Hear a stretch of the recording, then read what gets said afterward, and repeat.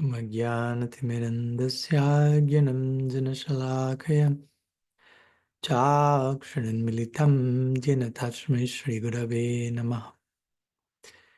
Nama Shrishtam Manumapi Satchiputram Atra Sarupam Rupam Tasyagrajamarupurim Maturim Gustavatim Radha Kundam Gidivaram Maho Radhikamadhavasam Prapto yasya pratita kripaya Shri Gurum Tam Natusmi Vancha kalptarubhyascha kripa sindhubhyaiva cha Titanam pavanibhyo vaishnavibhyo namo namaha Nikhila shruti mali ratnamala diti Nirajita padapankajanta Ajimukta kulai rupasyamanam paritasram harinam samshrayami Anare pitacharim chidat karunayavatirna kalaham Samarpaitamunnathos balarasam savakti shriyam Hari purata sundara dyuti kadamba sandipita Sada hridaye kandaresh purato vasachinandanaha Janulambita bujjo kanakavadatu Sankirtanai kapitaru kamalaya taksham Vishwambaro duyavaro jugadharma palu Vande jagat priyakaro karunavataru He Krishna karuna sindhu dinabandho jagatpate Gopesha gopika kanta radha kanta namostute Radhe Vrindavanadishe karunam ritavahini Kripaya nija padabja dasyanmayam pradiyatam Bhaktya bihinaya aparadhalakshay Kiptasya kamaditarangamadye Kripa maitvam sharanam prapanam Brinde namaste charanarvindam Brinde namaste charanarvindam Sri Satinandan Gaurahari ki jai Sri Harinam Prabhu ki jai Samaveta Bhakta Vrinda ki jai Gaur Premanand Hari Hari Bol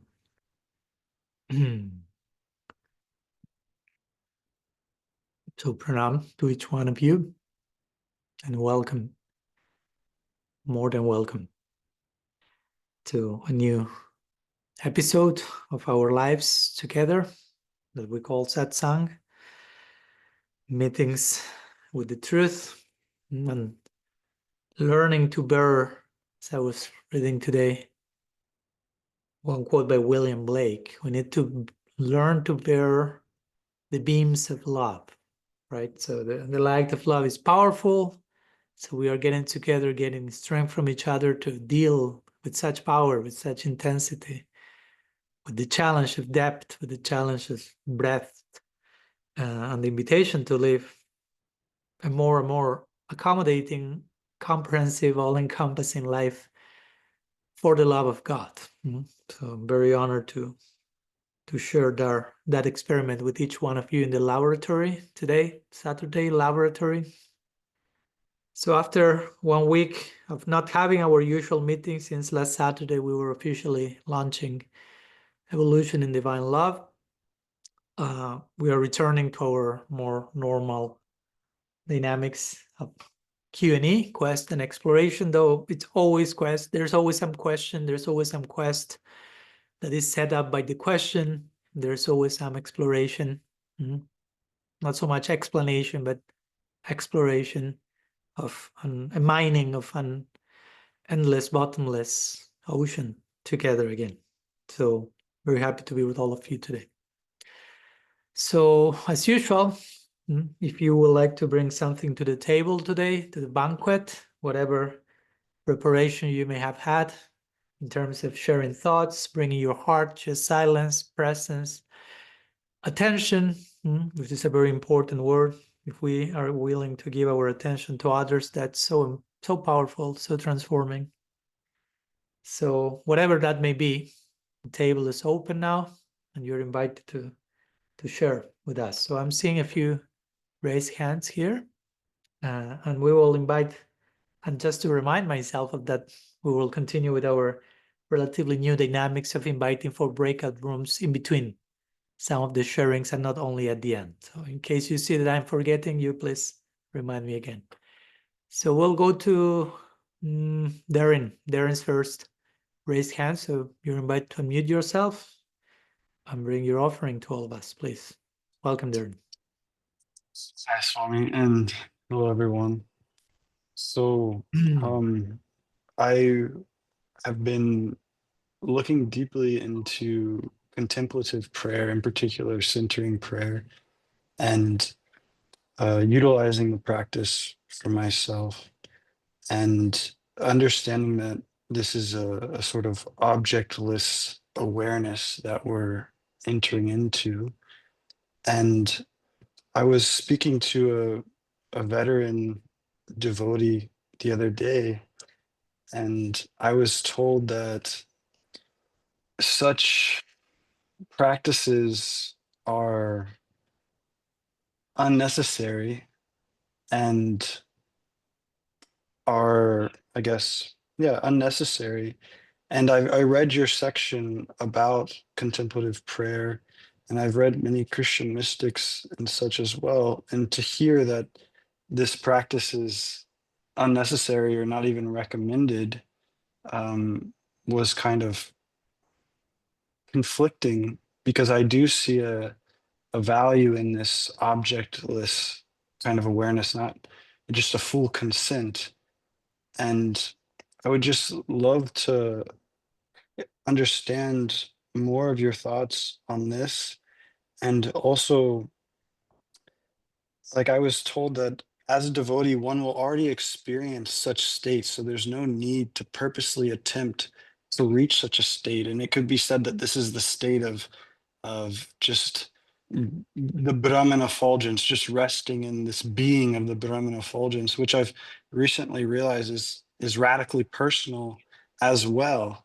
And so what I just am confused in a sense as to why they may urge against this, or yeah, just any thoughts on this.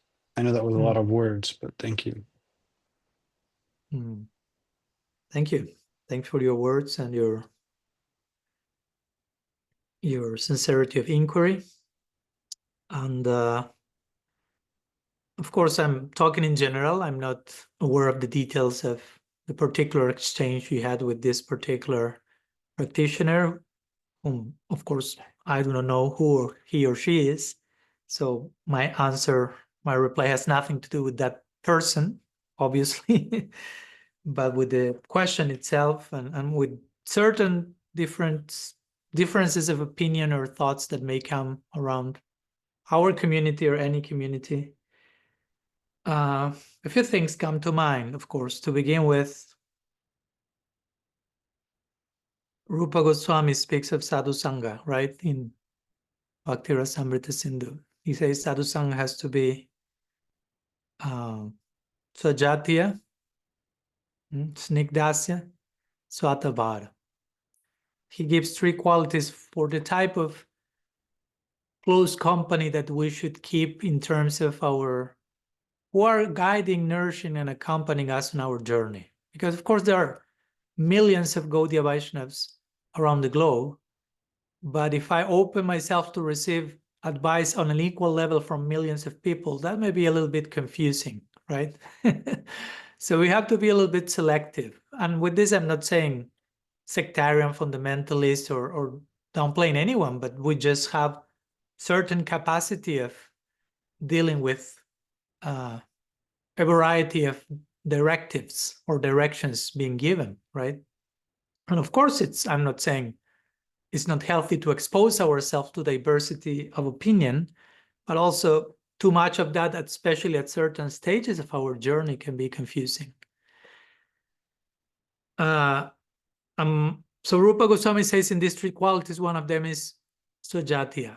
So we have to be accompanied and nourished by people who are like-minded. So this doesn't mean that I have to look people that will only agree with me on everything and will tell me all the things that I want to hear. No, I'm not saying that.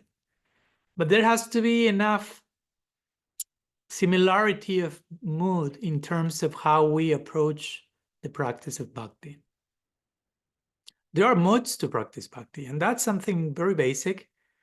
And that's something that many people skip, right? For some people, there's only one way of being a devotee of Krishna. I mean, for some people that works like that in some stages of their journey. There's only this way, and you have to do these things in this way, and that's the only real way. And again, this is not to do with our community. This is human psyche, cross-culturally, playing itself out also in our community. And with very, and again, I'm not talking about anyone here in particular, I'm talking about patterns, with very unnuanced ways of thinking about what it means to be a devotee. Like, for example, what you were mentioning, we devotees do not need to do these things. Like, if the term we devotees put all of those who are devotees immediately in the same platform, in the same category, in the same stage, in the same level of realization, in the same way of doing things, it's so impersonal, in my opinion. Like to reduce a whole tradition to one single possibility, right? So there are different ways of being devotees. In fact, I will say there are as many ways to be a devotee as there are devotees. There cannot be two exact same ways of offering your heart to God, because the offering of your heart is entirely individual and voluntary. Of course, we share common practices, we share common sacred texts, we share certain lineages. I'm not saying that's not the case, but there's so much nuance. Recently, I had a conversation with a newly discovered friend, and we were exploring how the lack of nuance in how we think of things, how we relate to people, how we experience reality, when everything is too black and white, too reductionistic, too this or that, without nuance, it's a form of impersonalism, another form of impersonalism. Again, we can be impersonal so easily in so many ways.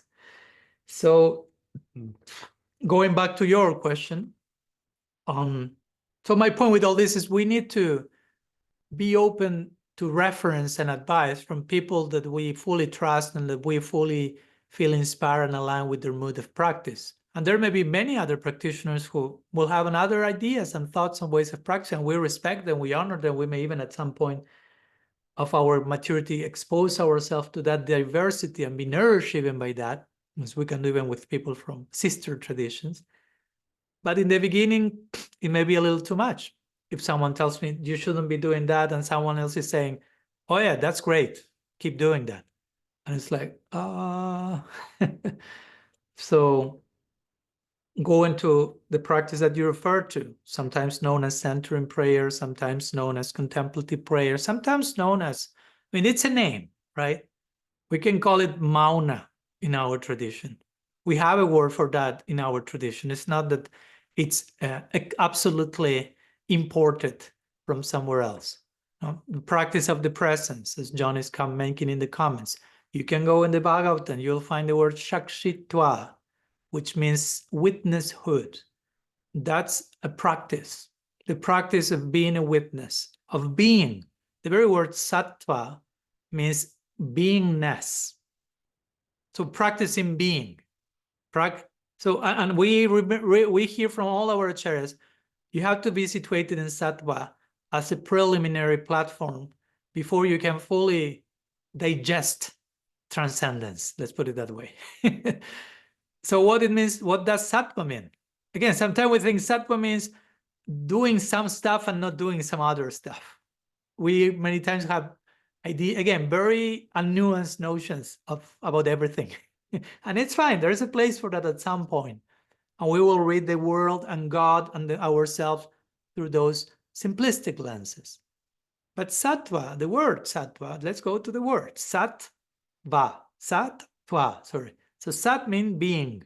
Sat Chit Ananda. Sat means being, existence. And Tva means what in English will be ness, like playfulness, or hood, again, brotherhood. So Sattva means beingness.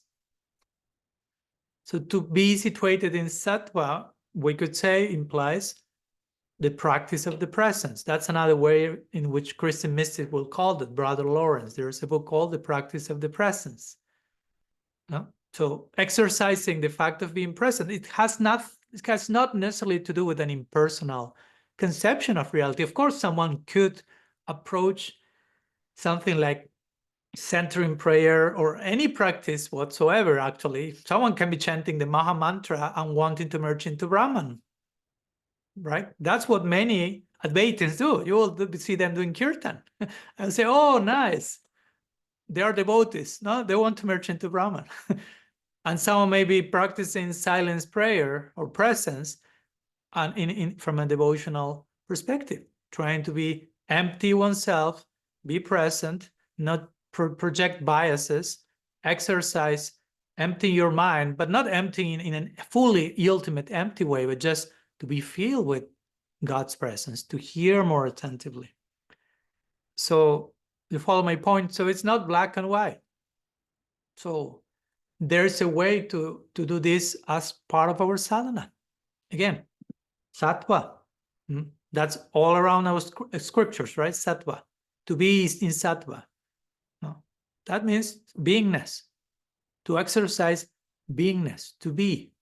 To be and to be attentive to what's happening by quote unquote just being. Sakshitva, that's another term. You can do your search in the Bhagavatam. I'm referring to my own tradition here. No? Sakshitva, witness, Sakshitva, hood, what witnesshood. That's how we are invited to chant japa, or to engage in bearing witness to reality. Sometimes in the name of devotional service, we may become workaholics. Like we need to be doing stuff always. That only translates as service. What about just being for the love of God? Again, being doesn't mean you are not doing anything. There's a lot happening when you try to be. And there's a lot happening because when you pull everything, you resort to silence. Well, probably there won't be that much silence in the beginning. There will be lots of noise, lots of mess. And probably you need to become aware of all that. That's confrontational. You need to be confronted with all the stuff that needs to be evacuated from your mind. Right? So, because sometimes I've seen devotees also chanting japa in a very catatonic way. Like in a very mechanical, repetitive way, not contemplative, not deep, not profound, but very like something like that. Like trying not to give a break to what may happen in between words, so to say. Trying like a form of spiritual bypassing, let's put it that way. So silence is a good point of balancing, of nuancing our practice of japa or kirtan. In my opinion, I'm not here saying everyone should do that, but there is a precedent for that in our tradition. Again, sattva. Again, shakshitva, the word mauna. You will hear that all along, Bhagavad Gita, Bhagavatam. You can do the search in the database or whatever. Put mauna or mauni. Word for a sage is mauni, he who is silent, she who is silent. Mauna means to do silence. And we could say, yes, silence means not to talk stupid things, just to talk about Krishna. That's one definition of silence. But sometimes silence also is silence. And silence is not stop speaking, but start listening, as I like to say. And as I quote in Radical Personalism, Darren, if you want to have further evidence, not for you, and I'm not saying just bring that to the person who told you that and defeat him in debate or anything, but just to be more equipped and know that actually our tradition speaks about that. And having here the page, Page 310. Contemplative prayer as relationship from radical personalism. A few quotes, famous quotes. Chapter 10, Bhagavad Gita. In verse 38, Krishna says what? Among all secret things, I'm silence. So we can enter into silence to discover all those secrets that Krishna identifies himself with. He can reveal it. Prabhupada comments to that verse. Again, anyone can go and see that, that's for sure. Prabhupada is saying, among the confidential activities of hearing, thinking, and meditating, silence is most important, because by silence one can make progress very quickly. It's not me. You can blame Prabhupada if you want. Right?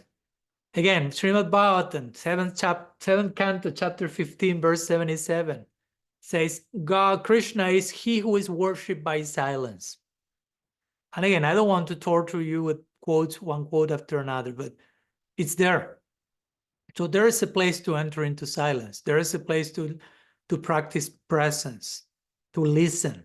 In one sense, centering prayer is a form of Shravanam, listening. Again, we have our ideas. Shravanam means someone is giving the class and you sit in the class. That's Shravanam. Yes, that's Shravanam. Hopefully so. You can be sitting there and you can be falling asleep, checking your phone, thinking about something else. Who knows what? That's not Shravanam. So Shravanam means listening. So whatever practice takes you to pay close attention to the movements of the spirit, to Krishna's whispers in your heart, that's Shravanam. So centering praying could be that.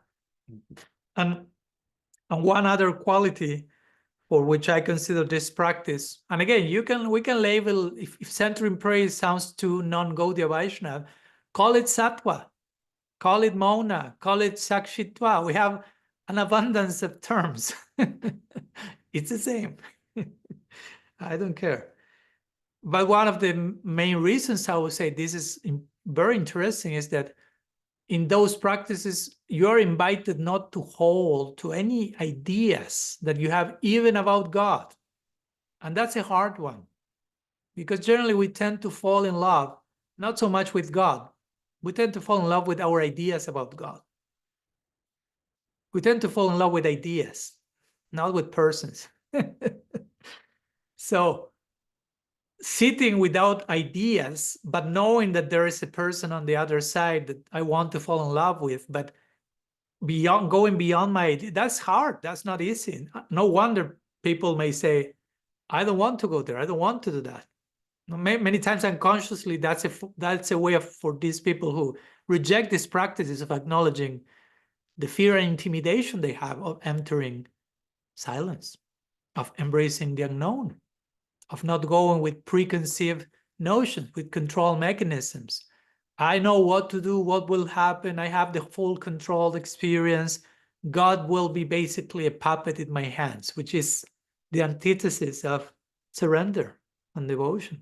So it's a deep act of surrender to just sit there in silence and with the deepest heart invite God's presence there. At least that's how even Thomas Keating, one of the official inaugurators of centering prayer, he will say, consent to God's presence and action within you. So it's not about there's nobody else here, it's just me in silence.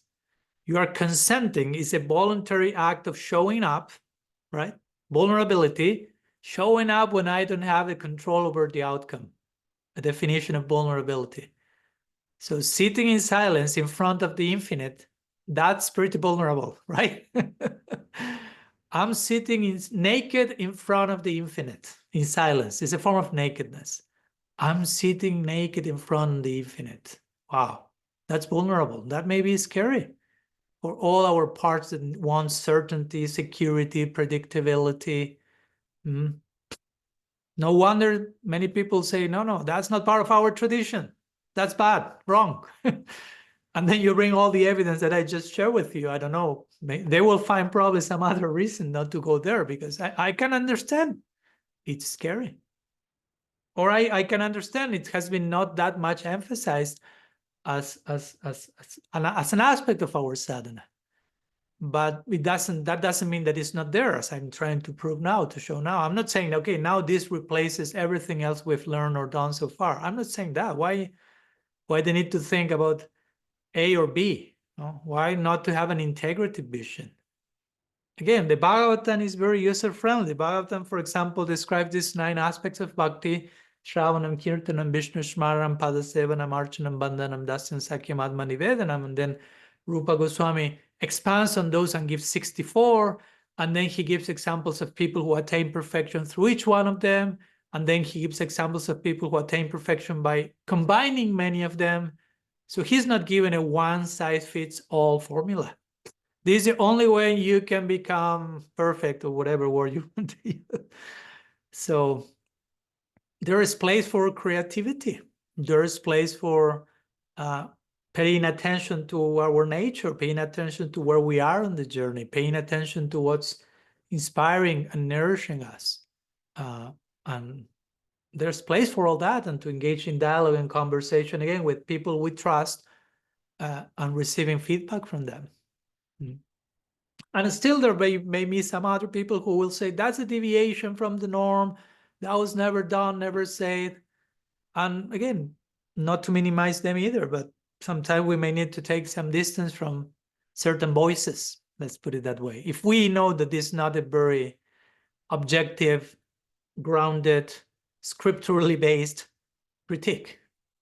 Because again, if someone comes to me or to you, say, silence is not shastric, again, I just given you a few bunch of shastric reference to show it is. And then what to do with that? Again, we can reconceive all these practices as silence, listening, shravanam, bearing witness, paying attention, meditation, prayer, bandhanam, smaranam, concentration, meditation. So this practice can fit into so many of these main categories of bhakti.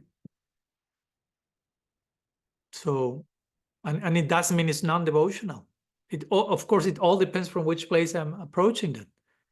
So there's a place for that. That's what I will say. And again, I mean, at this point of my journey, I'm totally fine, and I'm totally seen to the marrow how many differences of opinions are in the Gaudiya Vaishnava community, and they will continue to be. And I'm totally fine with that. And I'm totally fine wherever I am. And I know that I'm not creating a new religion here because I'm trying to found, based all my movements on what scripture says, I'm trying to share with you.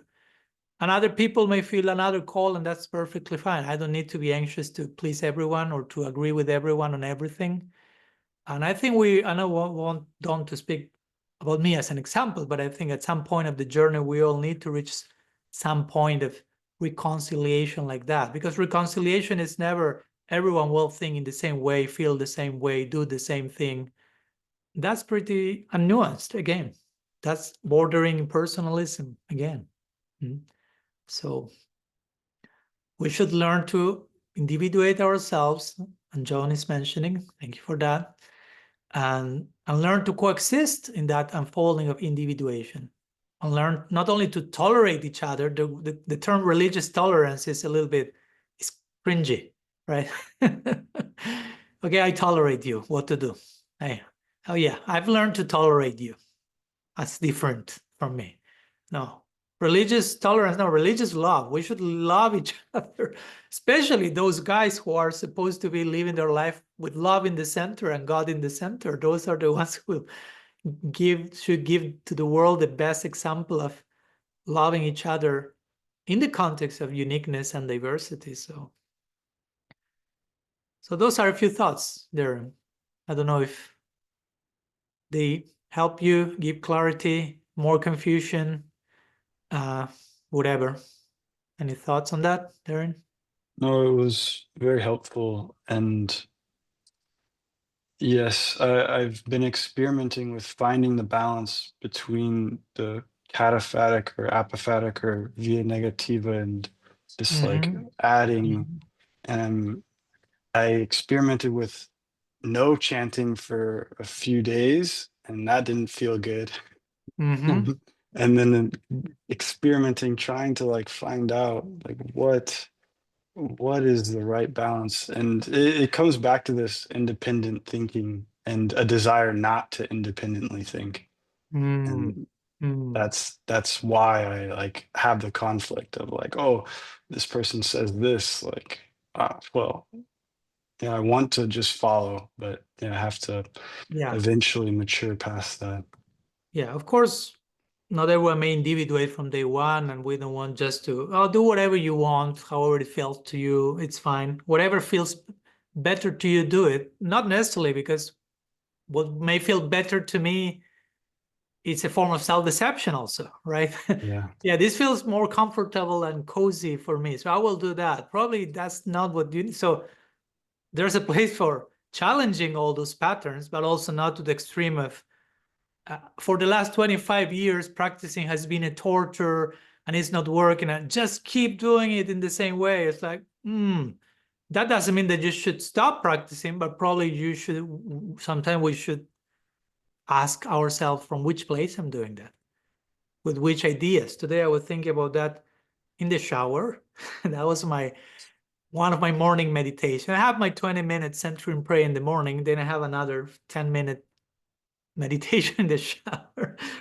And it's an ongoing thing. Probably I will talk about that in Austria when I'm there. That's what came to my mind in the context of my book. But what anartha-nivritti is really, and how many times, until and unless we get rid, anartha-nivritti means getting rid of false values or false beliefs. So many times we do not experience what we think we are supposed to experience because of things that get in the way of our experience. So many times we need to ask ourselves, what's getting in the way of me having the experience I need to have? And many times are wrong ideas we have about who Krishna is, wrong ideas about what the world is, wrong ideas about who am I, wrong ideas about the relationship between all those things, wrong Sambandha, basically. And wrong Sambandha makes Abhidheya, or the practice, not something that takes you to prayojana, to a sweet fruit of divine love, but somewhere else.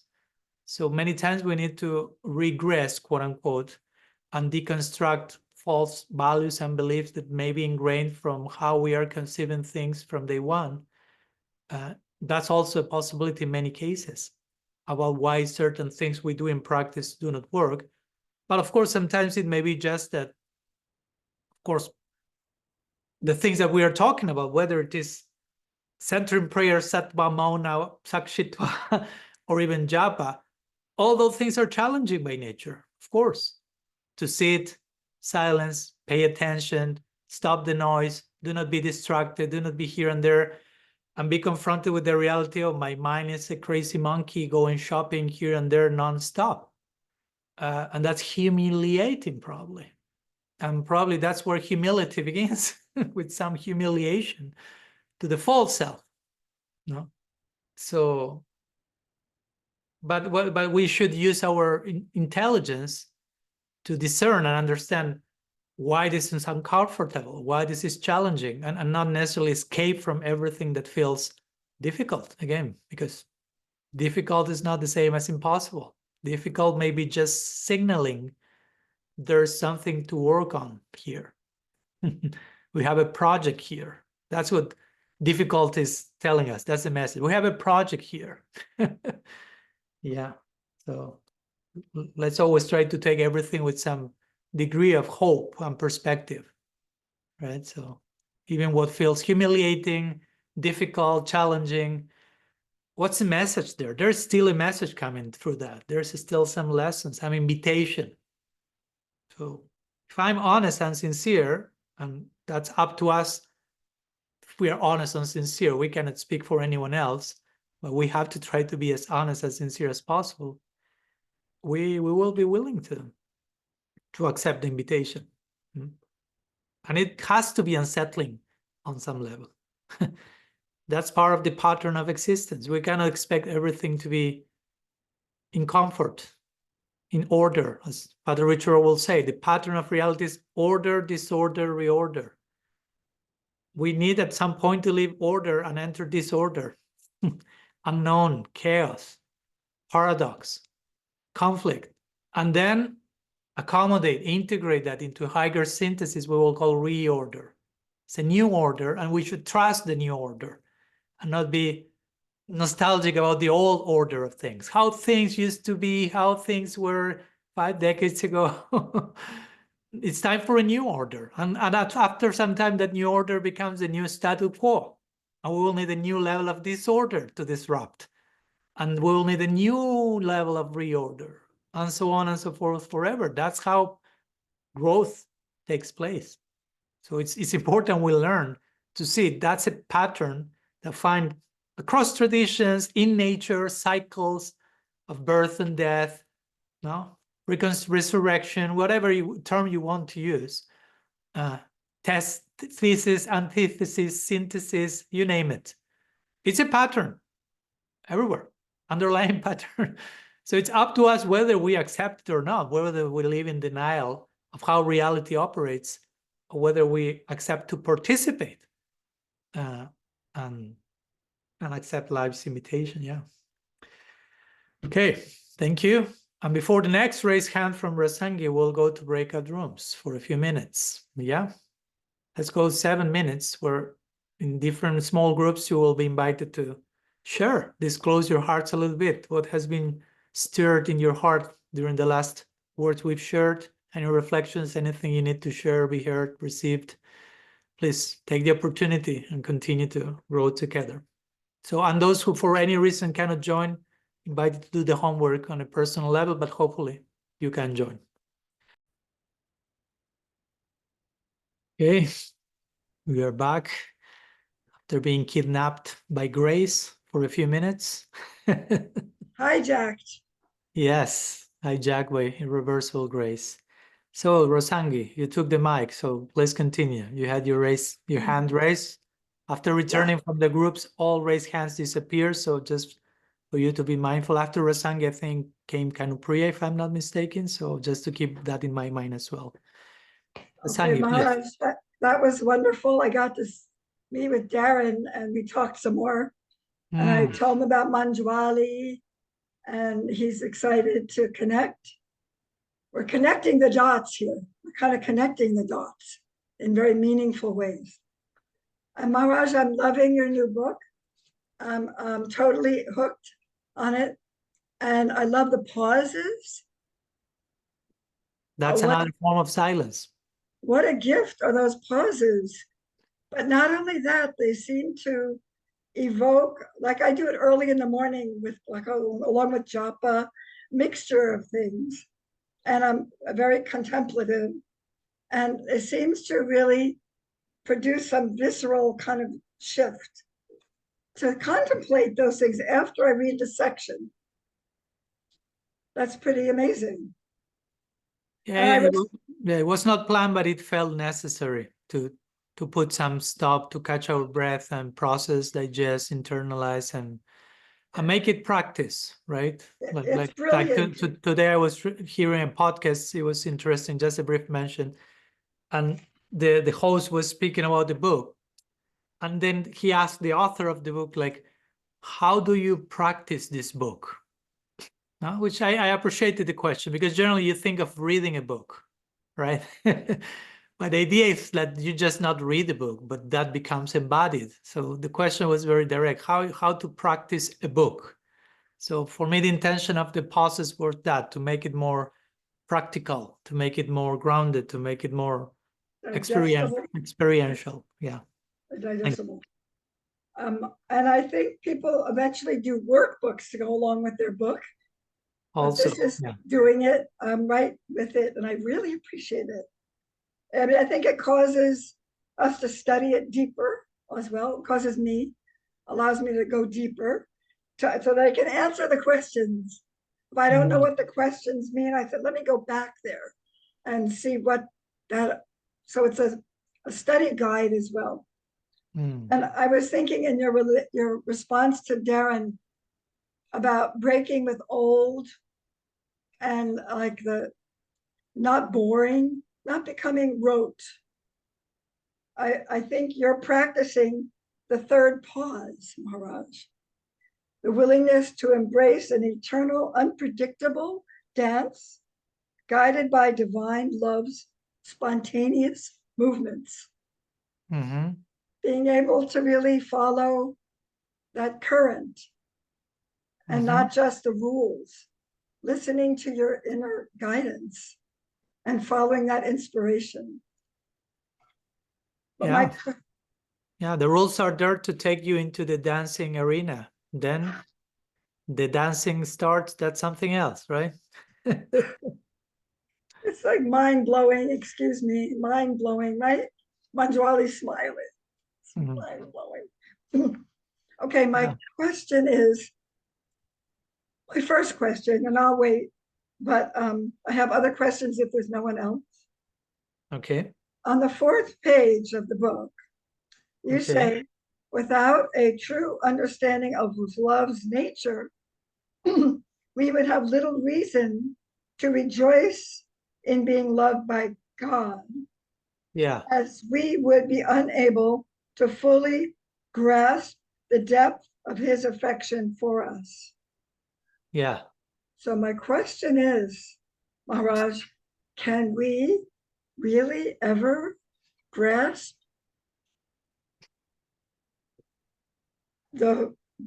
fully grasp the depth of Krishna's affection for us? Of course not. Oh, There you have my answer. really? I mean, no, I mean, we can grasp, but you say fully grasp. Well, So you say that's another thing. Okay. Okay, try to get my point in that particular sentence. Which page are we talking about? 4. 4. Let's see. Second paragraph down, and yeah. Without the true understanding of love's nature, we will have little reason to rejoice in being loved by God, as we will be unable to fully grasp the depth of his affection for us.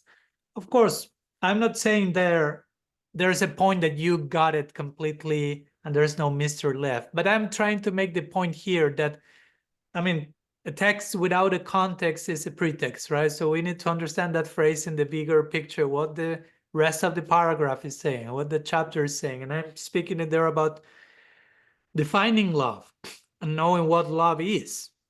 Because if I have a wrong idea of love, if someone tells, oh, but God loves you, and if I have the wrong idea of love, that may not give me any relief, any hope, anything. That may even give me the opposite if I have the wrong idea of love. You follow my point? So just to know God loves you is not enough if I have a dysfunctional definition of love, a dysfunctional relationship with the word love. So first that's why in that context, I'm trying to, let's give a coherent definition of love that makes sense, that is wholesome, that is healing. So when we say God loves you, it actually makes sense. It actually touches our heart. And it actually gives us, again, allows us to fully glimpse, quote unquote, so to say, to really get the right picture of how Krishna loves everyone. Again, I'm not saying that means we will able to measure every nook and corner of how that happens, but we can have a fully, how to say, a fully coherent notion of what's Krishna's love. That's possible to have a really, and we should pursue an accurate notion of what's the nature of God's love. Now, the depths of that, the intensity of that, the experience of that has no end. That will be mystery in big part always. but we should try to get as accurately as possible a coherent definition of what it means to be loved by God, what love means, what God means, what it means to be loved by God. We have to be very rigorous about getting that right. Yeah. Because if we don't have the proper definition of things, it's complicated. No, again, if I'm still carrying a toxic idea of God that is tied to unresolved abuse or relationship with authority figures in my childhood, classical example, No matter how much I told you how sweet Krishna is and how beautifully he dances and how romantic his movements are, and you may say, oh, nice, but in the depths of your psyche, there is some wounded part that cannot get that in the deeply. So we need to also heal, address that, right? So that was my intention with that section. First, we need to get definitions that are actually relevant and relatable and make actual sense and are coherent. And coherent means that when I say something about Krishna, all his other qualities, so to say, also make sense. So it's coherent with everything else that a person is. You follow my point? Not that in the name of speaking, I don't know, about God's, as we have talked about in other conversations. If I speak about God's omnipotence and I do it so much to the point that it ends up canceling his all lovingness, then that was not the proper definition of omnipotence, because it's getting in the way of a coherent definition of all lovingness. So we have to learn to define all these features in a way that we keep a cohesive coherence in not only who Krishna is, but what everything is. And when that's in place, yeah, we can have a glimpse, or a full glimpse in the sense of a fully accurate picture of what actual love is. But again, how that takes shape, how that expresses itself at every breath, that's ever evolving, ever unfolding. That's a mystery for Krishna himself. What to speak for us? Bhakti Rasa was sharing some of these days, like Mahaprabhu is the solution to Krishna's lack of omniscience. And I was tempted to comment, but I was a little busy. But of course, in one sense, yeah, he's the solution, but in one sense, still the problem remains. Because, of course, Mahaprabhu is Krishna experiencing the love of Radha, but when he dares to do so, he realizes there's no limit to this either. So it's not that as Mahaprabhu, okay, finished, I know it all, there's nothing new to know now, mission accomplished. No, Gaur Lila is eternal, which implies there's always something new to discover, something new to love, to honor, new discovery. So if that's for the sweet absolute, the unlimited, infinite, what to speak for us? So we should be okay with being in an ongoing journey with bigger part of that is mystery. And we do not do well with mystery, I must say. That's why we're going back to the practice of silence and centering prayer. That's so important, because it's sitting with that which you cannot control, not trying to project, and allowing God to be all that God wants to be for you in this precise moment, and not your ideas about him or your experience about him. Like Richard will say, our last experience of God is usually the biggest obstacle to our next experience of God. You follow the point? Not that we are again, not that we are diminishing that last experience, but this just that the next experience tries to be a new one. So if I'm too attached to the last one, I won't be able to have the new one, because I'm still holding on to Krishna is what he was 5 minutes ago. No, he's something else now. He's now a Yovanam, eternally young, fresh. So that keeps you on the edge of your seat for eternity. So we have to exercise our sitting to be on the edge of the seat for the rest of forever. Forever. Exciting. Arash, yes. Could you give us a little working definition of love then? Because synthesized from this particular section. It's there in the book, Rasangi. I know, but you have it in different sections. Intentional. No, that's in the same section we are talking about. I know, profoundly intentional disposition. You have it there, yeah, you have it. Free from ulterior motives. Yeah. That means no independent, nothing else, right? Aimed at promoting the best for the one we love. Yep. Which is my own way of paraphrasing also Rupa Goswami's definition of Uttam Bhakti in Bhakti Rasamrita Sindhu 1.1.11. Anyavilasita sunyam jnana karmadina bridam anukulina krishnanushilanam bhakti ruttama. It's basically based on that. I'm not saying anything different from that. hopefully. Right? I mean, I'm making it relatively simple, but I try to keep that essence. So it's a favorable disposition, because it's not just an act. It can be an inner disposition toward the object of our affection, where you try to invoke or create or offer the best possible experience of wholesomeness there, and so on and so forth. So devoid of a separatistic, dual, fragmented agenda, doing it for me as separate from you, and so on. So yeah, there are lots of implications to play out from those few words. Yeah. Again, we need to spend some time with this word love. We have, unfortunately, we've been accustomed to use it very loosely. We may pay attention to, do that exercise if you want tomorrow. Take note of all the times in the day you say the word love, and you say, and how many times we say it in relationship to what, with what degree of depth, how casually we mention that, what's our notion of every time we say the word, and probably most of us will realize it's pretty casual. And we are dealing with heavy stuff here. The word love is no joke. And in fact, as I was talking, and you will see next week in my podcast with Father Richard Rohr, he was saying, yeah, in Greek, they have so many words for love: eros, agape, philia. And I was saying, and in Sanskrit, we have all these many words. So the point is, there's so much to say about love that not even one word suffices. We need many words to address the different facets of love, so we can gain a comprehensive picture of what we are talking about here. So generally we just use love, but it ends up going to, I love chocolate, I love my cat, I love Krishna, I love fried French potatoes, French fries, I love this Netflix, I love my wife. And I'm not against any of those loves, but what are we talking about there? And again, it's not just even defining the word, but then living up to it.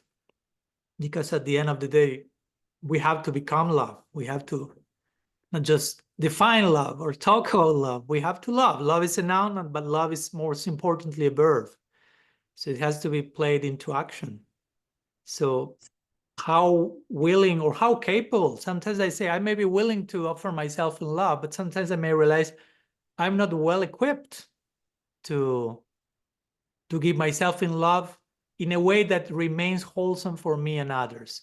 And even I have the intention of love, I end up in very dysfunctional scenarios where I abuse others, I'm abused, so I may need to first heal some stuff for the sake of love, or the project of eventually offering myself in love in the fullest possible way, and not to be engaged in any form of bypassing escapism in the name of love.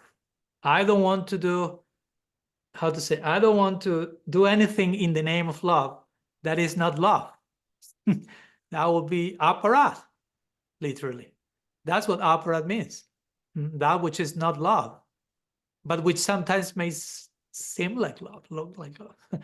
So for those of us who have love as our ongoing goal forever in eternity, we want to honor that in the best possible way. So whatever it takes for us to be able to be functional lovers, we should be willing to embrace that homework, even if it takes lifetimes. That will be one of the understandings for us, that I don't care about some moksha and liberation. I only care about love. Could mean if I have to come back here all the times I need to learn to love properly, I'm willing to do so. And of course, another interpretation is once I learn to love properly, I no longer care if I come back here zillions of times or not, because that's it. You are in, so to say. So whether before or after attaining officially divine love, if you want to put it that way, there could be that disposition, all for the sake of love. So if I have to be born here, there, doing that, go through that, if that's something that is basically preparing me to become a more accomplished lover, welcome. So, yeah, a few thoughts on love. A worthy cause. the most worthy a cause. Yeah, of course. Most worthy mission. It's such a mission. And we should be willing to live for that, and we should be willing to die for that. And to die means to die so many times per day. Again, to shed so many skins per week. In a sustainable way. Where, again, nobody's here is putting any pressure or rush. That's why I'm saying that may take time, and you're willing to do that. And because you understand this is happening in the context of the most worthy of all causes. So everything becomes justified by such a noble ideal. Isn't it also? So the journey is also blissful. There's nothing wrong with Krishna says Susukam Kartum, right? Basically, he's saying that in that verse of the Gita 9.2. The journey is blissful.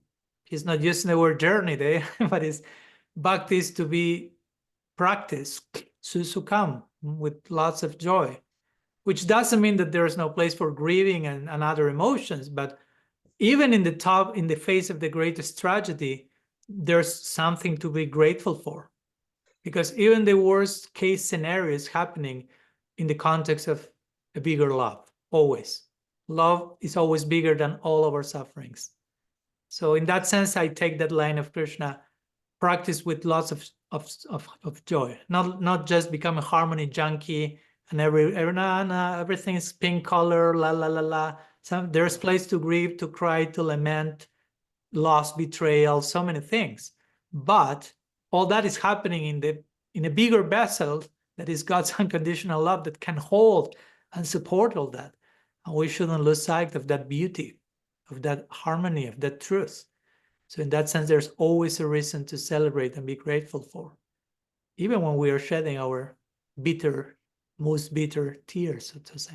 So yeah, thank you. Thank you so much. Thank you. And let's go back to the breakout rooms before I forget and share for another 6 minutes or so our thoughts and our working definitions of love and how we honor that in our throughout in a behavioral level, so to say. Okay, back we are. I hope you have some nourishing, intimate, vulnerable disclosure. And let's continue with Kanupriya. Yes, the next raised hand. So please, you can unmute yourself. Yes. So I'm very grateful to Darian for this question, because some weeks ago I read the chapter in your book about contemplative prayer, and I was so much touched by it that I really felt such an eagerness to go deeper into this practice. But still I have a lot of questions, and yeah, I know I need time to practice it. And one question which came to my mind when I read this chapter and also now is, how can our japa be contemplative prayer? Or is it just, how to say, does contemplative prayer nourishes our japa? It was mystical because in our first breakout session, I was together with a partner, and she told me about her experiences in contemplative prayer and how it helped her in the japa. And she said it was the same state of mind which I felt during japa. So can you explore a little bit about this relationship between these two practices? Yeah, we can. Yeah, thank you. And again, just to clarify, we are not here trying to establish everyone should do silence before japa. This is the only way, There's no other way, Nastyeva, Nastyeva, Nastyeva, Gatiranjata. But it may work for some, and if it works, it's fine. And we shouldn't feel, how to say, forced. If it's not my cup of tea, but it's someone else's cup of tea, and it's in the context of a bigger tea shop that is legal, so to say, it's fine. I shouldn't feel forced to tell you you shouldn't do that. That's, I think, an important thing. Do you follow my point? If, I don't know, for someone, one particular expression of devotion is the most inspiring. And if you come to that with me, and maybe that's not the most inspiring engagement in bhakti, I shouldn't try to discourage you if you are coming with a genuine inspiration. But I shouldn't force myself to be inspired necessarily either by what you are inspired either. We can just appreciate each other and love each other in our diversity. So there's a case to make, if you will, even for this, for what you're asking about, kind of in terms of chanting japa in a contemplative way, and how a practice like, again, contemplative centering prayer, call it shakshitva, call it sattva, call it mauna, again, that's a name. For some, you may need to find some Sanskrit name so it feels more like you're part of your tradition. Because for some people, it may feel I'm betraying my tradition. For some other people, they may need a different name than a Sanskrit one to break out from some trauma associated with their own tradition. You don't know. Every case is different. Again, it's a secondary detail. But there is a case to make for that, because many times I've seen devotees, just they start chanting japa just without any second thought, so to say, just put their hands into the beep malika, and it's like taking a gun, right? Like a machine gun. And you don't see that there's like a preparation to enter like sacred space, because you're about to have a conversation with the divine in a very intimate terms. So I think for most of us, at least, we need some like preliminary warming up in some form, whatever it works for anyone. It may be different. Some prayers, some silence. Sanatana Goswami says, again, I'm quoting Sanatana Goswami in his Hari Bhakti Vilas. A similar example to yours, to what happened to you, Darren. Someone may have told you, no, you don't need to do that. Probably the assumption was that's not part of the tradition. Imagine if you tell that person, and I'm telling you that, or I'm telling any of you, before chanting japa, something that really helps my japa to be more contemplative is that I spend half an hour doing pranayama. And probably you may hear from some people, oh, that's not necessary. That's not part of our tradition. You can just start chanting. Chanting is higher than breathing exercises.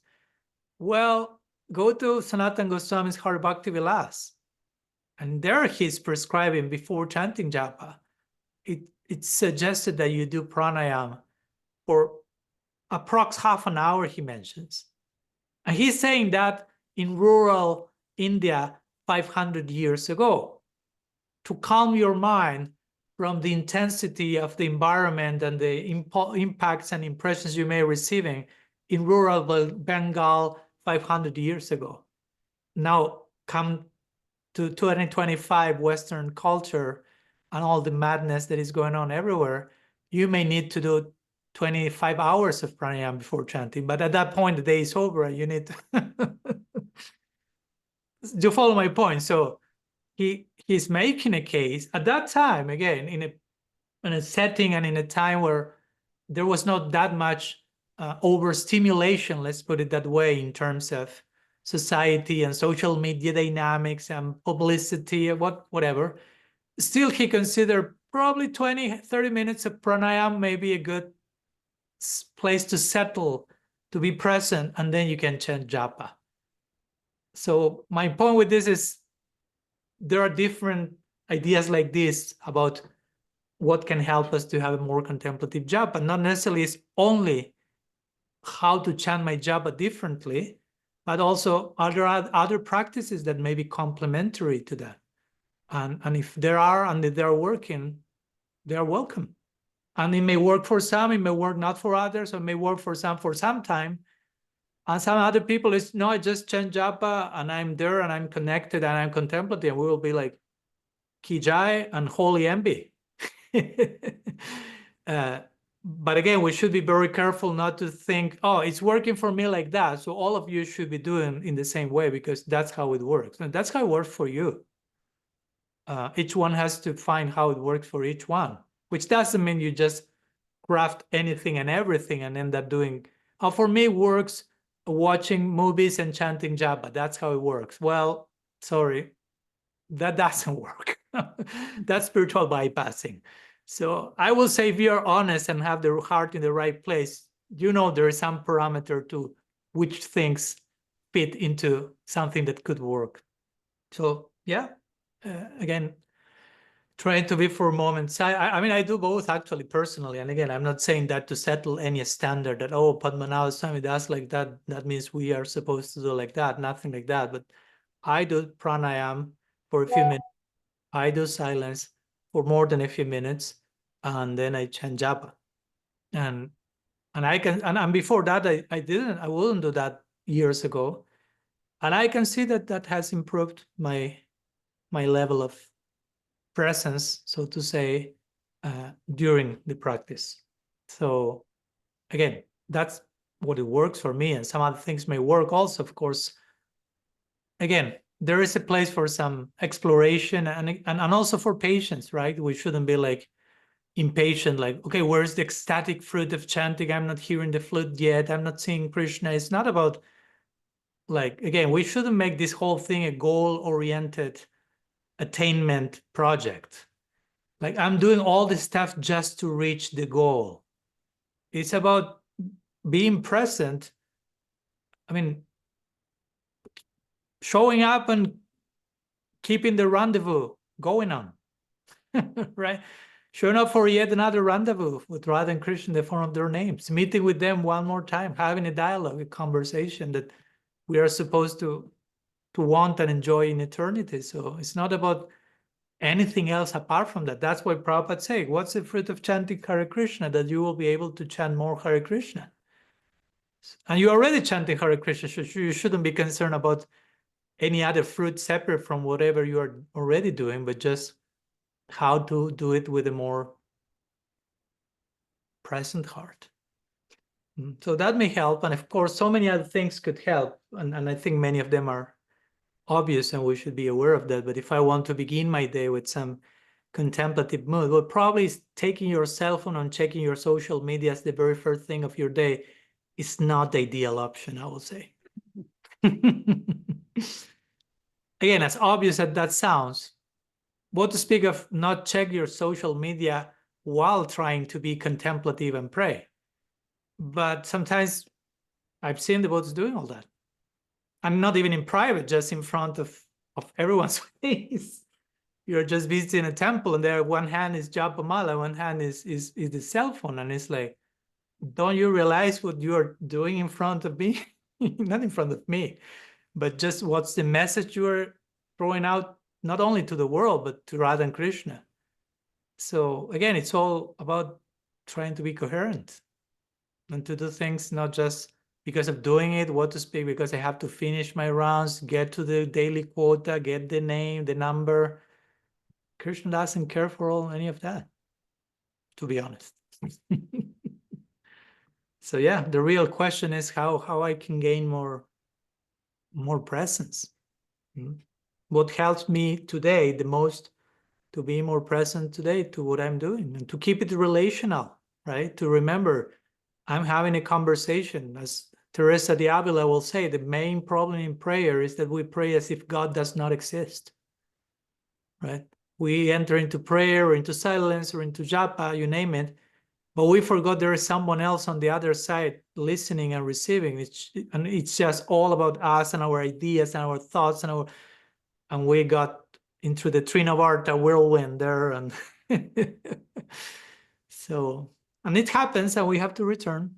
And again, thoughts will go, as we were here from the contemplative circle, these 4 R's, no? 3 that are don'ts, 1 that is what to do. The no don'ts are, do whatever thoughts come, do not retain, right? Do not resist, do not retain, do not react, but return, right? Return to your silence, return to your moment, to your presence, to your mantra, to your Ishta Devata. No? And something else will take you again out of the loop. Go shopping again. Do not react, do not resist. No, not repress, don't deny, don't react, don't retain, don't remain there forever. return, return. So every time we get lost of track, it's a wonderful opportunity to choose Krishna back again. That's how we can see it. Not just getting discouraged, oh, I got distracted. No, I'm having the opportunity of choosing God back again, one more time. Exciting. Yeah. So a few thoughts. I don't know. What do you think, Anupriya? There is anything you would like to share in that connection? How does it feel? Yeah, this was very inspiring, definitely. I also found it interesting to hear from my partner in the breakout room that you can also try to do it or train to do it in a group. Also she does. She meets via Internet, also Zoom. And for me, this sounds very interesting because I feel, oh, when I'm alone, I first I have to find some time, and then it's so difficult. But I think a group, the group power can help us very much to train. And I was very inspired to try this also. Yeah. Thanks to this wonderful community, we have so many possibilities to help and support each other. Yeah, that's why we are here to support each other. We need support. Let's begin with that humbling premise. We all need each other. That's the very definition of Sankirtan, right? Mahaprabhu's main practice is Sankirtan, and Sankirtan is only possible to be engaged in with each other. You cannot do Sankirtan by yourself. So the very definition entails we need each other. Yeah. Thank you. So there's one raised hand by John. So we'll go to him. I won't go to breakout rooms now because if not, we will get too long. So we'll go to John's question or sharing. And then we'll have one final breakout room after that today. Yeah, hi, Swami. It's Hi. not so much of a question, I guess, more just a little offering, which I would love to hear other people's thoughts. But I was thinking about, again, the relationship between like prayojana with Abhidheya and Sambandha. And in my own Western framework, I can loosely translate Sambandha as theory and Abhidheya as practice. So now I'm trying to figure out then, what is where is it that theory and practice kind of cross or connect? And it seems like that connection between theory and practice is the prayojana, that it's not, like you gave the reference of Prabhupada saying, our practice is chanting Hare Krishna and our reward is chanting Hare Krishna. Our goal is chanting Hare Krishna. And the thought came to me that like it's a kind of knowledge, that the prayojana is a sort of knowledge. It's a sort of knowing.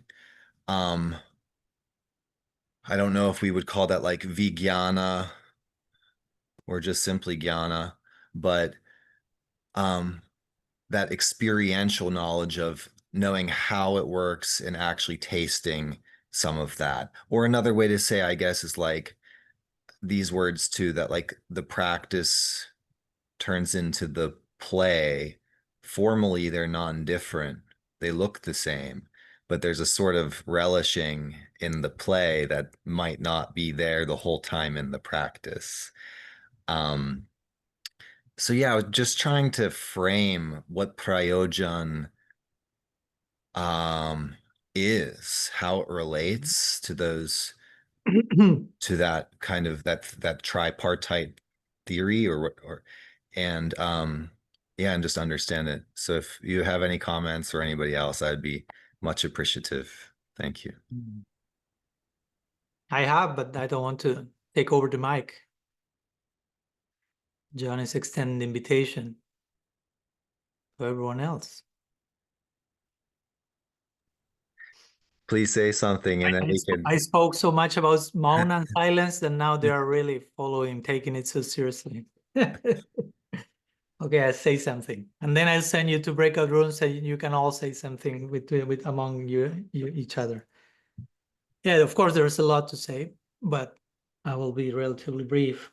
Sambandha, Abhidheya, and prayojana. Those three words, yeah, we could be talking about that forever. Basically, there's so much to. In one sense, that's a way to frame the whole journey, right? And yeah, we can loosely translate then theory, practice, result, but again, it's very, very loose. So that's why we need to, how to say, to get acquainted with the implications of the original terms, I will say in this case.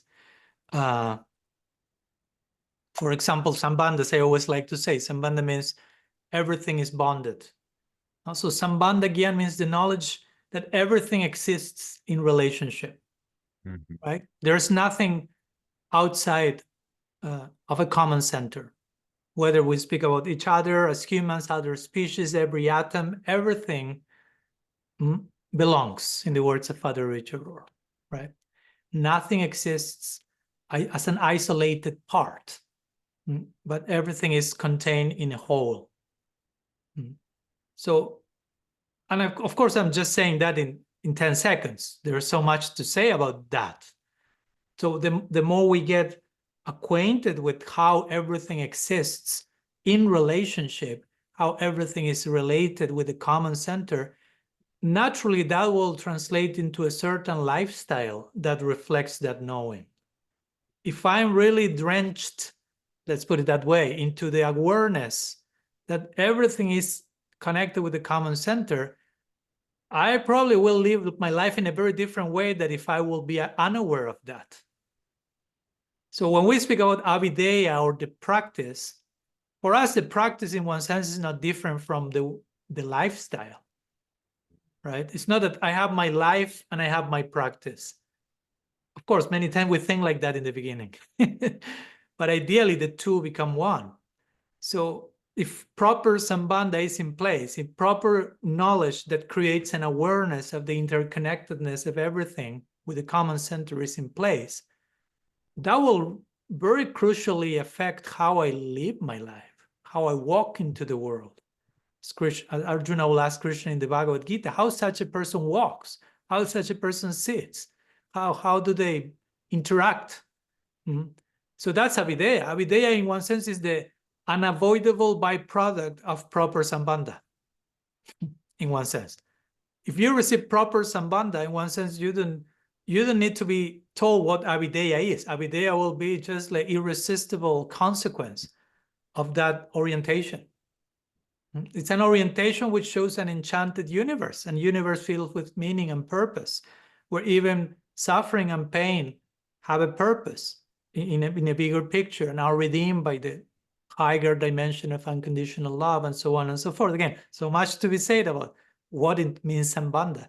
Because someone might say in a more, with all respect, like rigid way, no, Maharaj, you're getting too poetic here. Sambandha is about what's the relationship with Krishna and his Shaktis. Let's be more Gaudiya Vaishnava in our terminology. Sambandha means officially what's the type of connection that exists between God, Krishna, and his Shaktis. Maya Shakti, Tatastha Shakti, Swarup Shakti. And I could say, I'm totally fine with that. We are not saying anything different, because there's nothing apart from Krishna and his Shaktis. So when I'm saying what's the relationship between everything, that's Krishna and his Shaktis, because there's nothing else apart from that. Everything is contained within that definition.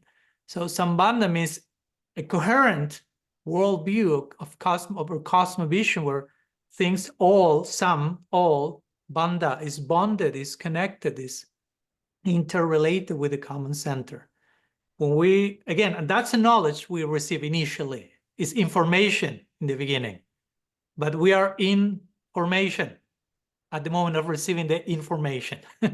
We are in formation. So we receive the knowledge, and a theory is a concept, but we are supposed to digest the concept, internalize the concept, try to embody the concept, And gradually the knowledge becomes wisdom. The jnana becomes vijnana, if you want to use those terms.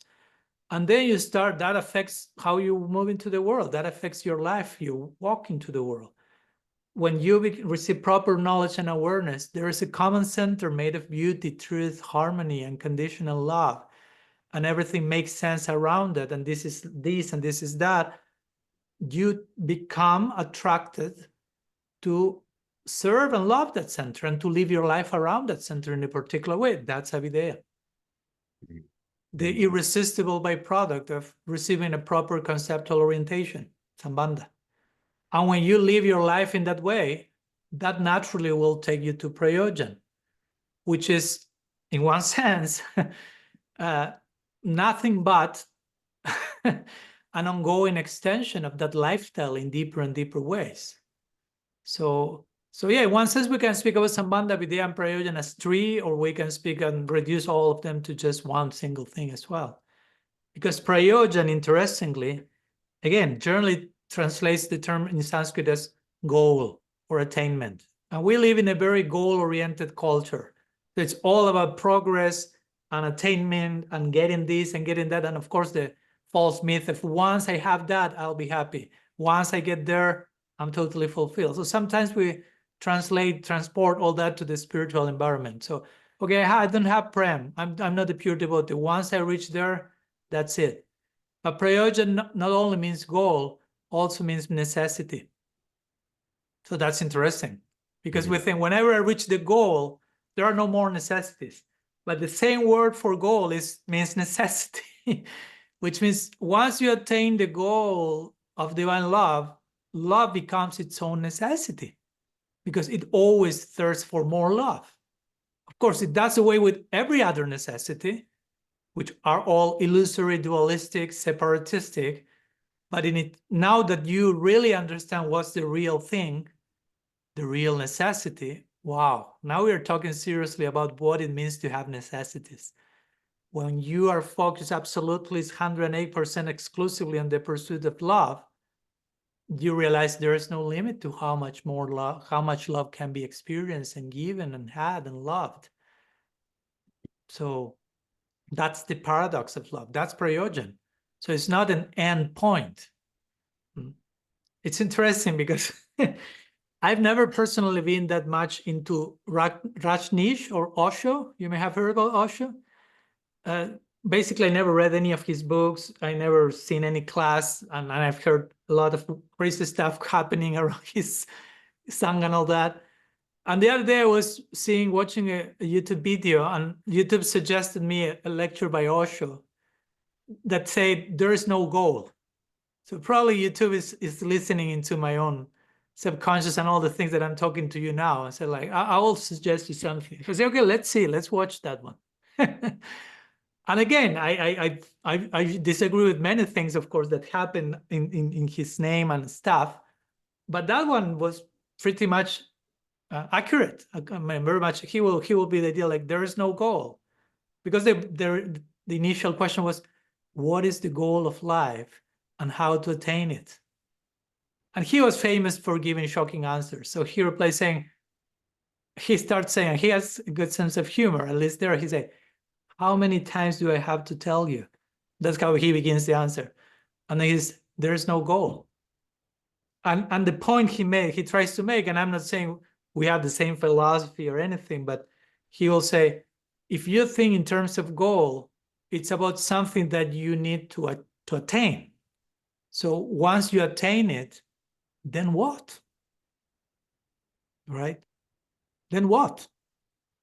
Now, if you would say, no, Maharaj, but once you attain it, you continue to unpack and flow. So then you haven't attained it in an absolute sense. You can always attain it more. We need to use another language for that. It's an ever attainable goal. Again, these are words, but we have to be careful how we use words to get the proper picture of what we are talking about. So those are some thoughts in terms of prayojana, right? It's insatiable, like I mentioned in the book. Welcome to the insatiable feast of love. No? So, but it all begins with Sambandha. It all begins with having a proper conceptual orientation and what is what, that is such that makes us irresistibly called to live a certain type of life. It has to be like that. Once you get that I was reading something from Richard Rohr today. That was very nice. And I couldn't avoid connecting that with Jiva Goswami. Richard Rohr said, it's not that first I become perfect and then I see God. First I become morally impeccable and then I see God. Once you see God, once you get a coherent vision of God, a coherent idea of God, then you will behave properly. You will be aligned. And Jiva Goswami will describe Bhagavan, according to Srila Siddhar Maharaj, one of the meanings of Bhagavan is Bhajaniya Guna Vishishta, which means Bhagavan is of such nature that once you enter in contact with his qualities, you feel irresistibly drawn to dedicate yourself to that person. That means the all attractive. That person is like a magnet. It's so charming, so beautiful, so attractive, so much harmony, so much truth, so much love, that I cannot but be drawn to live my life in a certain way. So that's the result of proper sambandha, of proper foundational education and awareness of how reality looks like actually. It's like, I cannot but live my life in that particular way. And by living my life in that particular way, that will take me to a particular quote-unquote goal whose nature is insatiable and it's ever unfolding, as I try to depict, portray in evolution in divine love. So again, these are a few thoughts. There's so much that could be said about Sambandha, Abhidheya, and Prayojana. But I think unpacking all this thing gives that much more, makes more justice than just saying theory, practice, result. Which we can still say, no problem. But as long as we are aware of this bigger picture of what we mean by that and how that plays out ideally, how the initial information should create a certain transformation, and that will take us to live a transformed life, and everything follows from that. I don't know if that makes any sense, John. That feels right to me. It almost seems like its own wisdom pattern: order, disorder, reorder. Necessity or prayojana is a reordering of our values, of our needs, literally. And it's ongoing. Every time Krishna plays his flute, that creates some new level. Invitation first creates disorder, as we can read from the gopis' reactions to the flute. It's like everything goes like, but it invites for a new reorder, right? And so on and so forth. So that's an ongoing pattern, even in transcendence. Totally. Thank you. My pleasure. So before leaving, we will conclude with one last breakout room where you are invited to share your hearts and thoughts with each other about, continue to ruminate together about these words we've shared and anything else that may come in the context of what Sambandha, Abhidheya, and Prayojana means to you, has meant to you, now means to you, whatever you may like to share, and see you in whatever. Let's put 10 minutes, one more if you have time, and we conclude there. Okay. Welcome back, and I hope you had a deep, enriching time together, sharing hearts and thoughts about Sambandha, Abhidheya, and Prayojana, and everything else that is actually contained in those three words. So very blessed again, very happy to have been able to share with you again today, and looking forward to our next meeting next Saturday. I'll be in Italy. Tomorrow I'm flying to Italy, so your prayers and best wishes for this going back to the road, so to say, for a few months. And I'm looking forward, of course, to meeting many of you on the road in 3D. I'm excited about that. But yeah, next Saturday from Italy, same time, I'm able to adjust. In some other cases, I may need to adjust the timing. I will let you know on a weekly basis. But so far for the next Saturday, we'll see you. Usual time, usual channel, always ever new, ever fresh heart, discovery, and curiosity. So see you there. Sriman Mahaprabhu ki jai. Shri Harinam Sankirtan ki jai. Gaur Bhakta Vrinda ki jai. Samaveta Bhakta Vrinda ki jai. Gaur Premanand Hari Bol. Panchakalpataru Vishya Kripa Sindhu Bhyevacha. Patitanam Pavanebhyo Vaishnavebhyo Namo Namaha.